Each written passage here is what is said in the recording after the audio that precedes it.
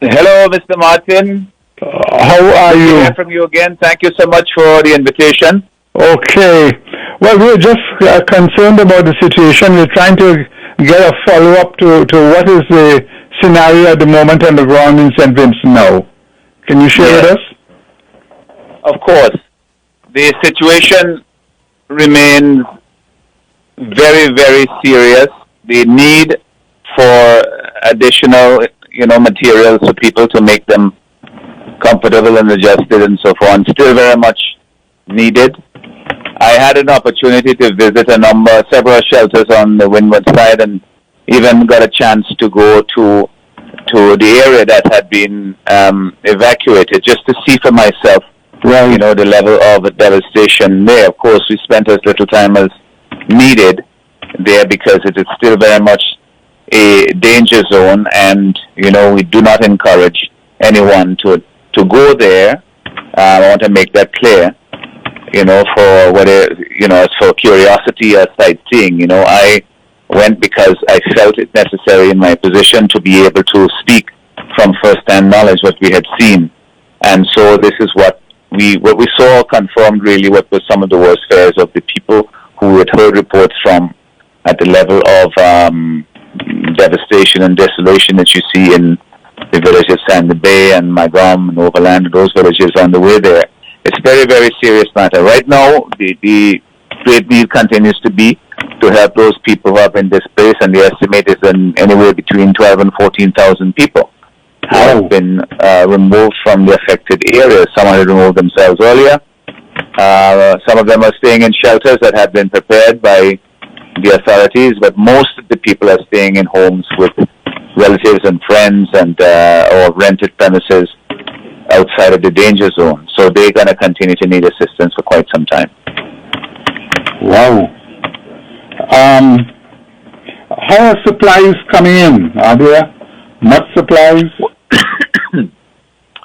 Well, the ports are working. The airport is, hasn't been working because of the ash and so forth, but told it's reopened. But most of the stuff has still been coming through the ports. The ports are still largely they were affected by ash and so during the immediate aftermath of the first couple of days of eruptions, but they're functioning, and so supplies have been coming in, and thankfully neighboring countries, Trinidad and Tobago, Grenada, and so forth, stuff have been coming from Barbados, that have come in to provide emergency supplies, really what we needed immediately after the eruption, of course, because the water supply had been suspended, cut off, was drinking water. And the water situation has improved in that the Central Sewage and Water Authority is back up and operational in most areas, and they told us that the water is,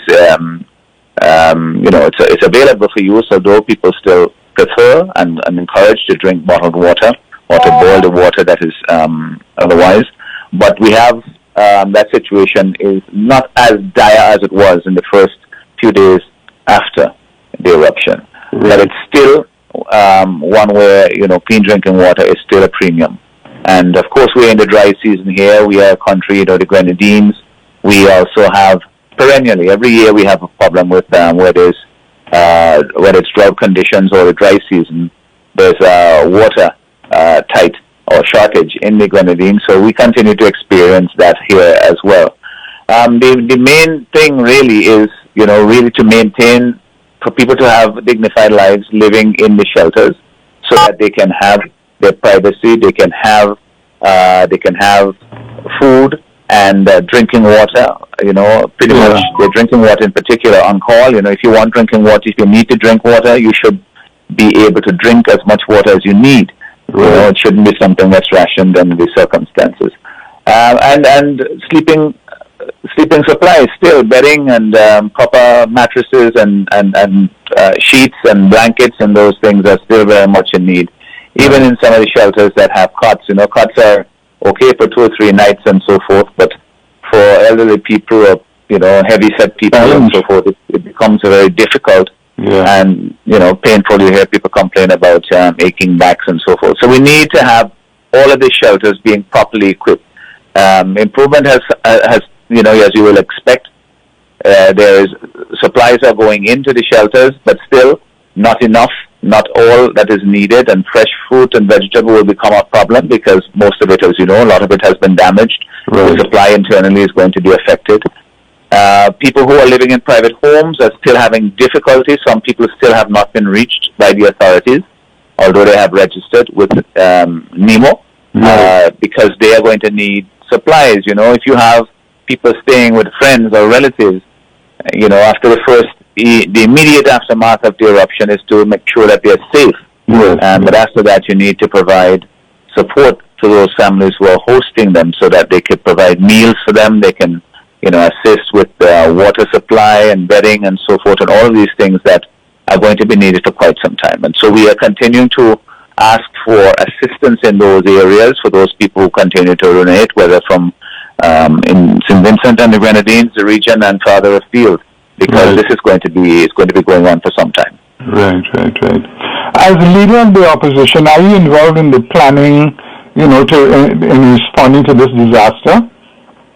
Well, this is one of the sad things about our system here, and the way in which, I wouldn't even say the system, the way in which the political directorate has basically, dealt with it as a matter for the government to deal with. And whereas we have access to visit the shelters and so forth, in terms of the planning and the coordination, there is no broad-based committee as such to deal with this, which is really what is needed. We need a national task force to deal with a national crisis of this magnitude, to engender public confidence.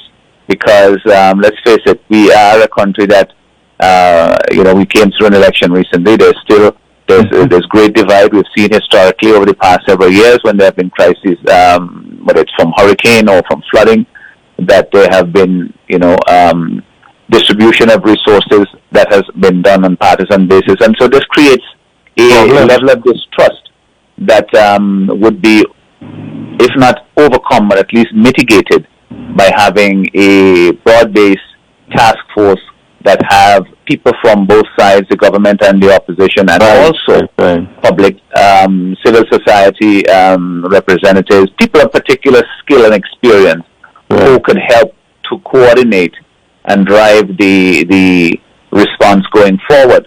There is something, the immediate response to the crisis is one for the people who respond to emergency situation to protect life and first, and then property, of course. But then in the aftermath, now we have to plan for how do we house people, how do we manage the resources that are coming in, how do we ensure that the people for whom they're intended are the only people who will receive them and use them. These are things that people are asking serious questions on. All I can say to them is that I will continue. We in the opposition, we will keep our voices heard as I'm doing now, our eyes open, and whatever stuff that comes through us, we'll ensure, that's all I can vouch for, is we will ensure that those things, as we are doing now, get to the people who are affected. And we'll continue to urge the authorities to ensure that the only criterion upon which they determine who gets what is the need of the person and nothing else. Right. Because this brings concern, for the distribution of money and so on that comes into the country. Yes. Yeah. And I've had a lot of questions asked from people abroad. You see, I don't want to discourage people who want to assist. Right. Put, hurdles in the way. What I say is that if you are dealing with individuals or organizations that you have confidence in, some people have church groups that they have worked with in the past or they've heard about, have other organizations that they can use, and others have told me that they have sent supplies through the Red Cross. Some people have sent supplies to the government. A lot of people have sent supplies through me as a leader of the opposition, through my party. Whoever is willing to send, I am willing to receive and to facilitate the reception of those things, to bring them into the country, and then to make sure that they get to the people who need them. From what role is the UN playing? I mean, institutions like the United Nations and the OAS, are they playing any meaningful role? Well, there is. I am told that there is a UN presence on the ground here during assessment, but I have not met anyone from that organization. And I would hope that, and certainly I will request that they meet with us to bring us into the loop as to what they intend to do here, because that is what is necessary to instill public confidence in the delivery of the goods, because the people want to know that anybody who is affected, not just by intentions of people in certain positions, but by the actual delivery on the ground. Right. That is what matters most. And there are many complaints now. There are many credible reports of that is not happening, that people are not getting what they are expecting. They're not getting the supplies, especially those people who are in the homes. And so we have to make sure that is corrected, because first and foremost, what we want to do is to make sure that the people who are in need get the supplies that they need. That is the first thing. It's not about gotcha and so on. It's kind of gotcha politics. It's about having accountability to ensure that the people who are giving feel comfortable giving and will continue to give, because they are assured that they will go to the people who are affected. Right. I can tell you from my organization's point of view that is what we have been doing, and that is what we will continue to do, and we will insist that the government agencies and all other organizations that receive stuff on behalf of the people who have been displaced and the people who have been directly affected, that they are also transparent and held accountable for the goods they receive. Okay. All right, Dr. Friday, thank you so much. And we will do our bit to share the word and to talk to people, especially people in other islands, Yes, well, I thank you. I thank you so much. And then I know sometimes, when you have something happen of this sort, eventually the spotlight moves away from us, but the people here continue to feel the brunt of it. Soufriere has not finished. We had an eruption as recently as on Thursday, and the scientists tell us that we can expect more, and not necessarily less. They could be greater than what we've had in the past. So we are nowhere near out of the woods yet. Okay. And so it's important that we keep our eyes focused on safety, and that those of our friends like yourself outside of St. Vincent, that you'll continue to keep us in your thoughts and our prayers and help us to get through this very difficult time.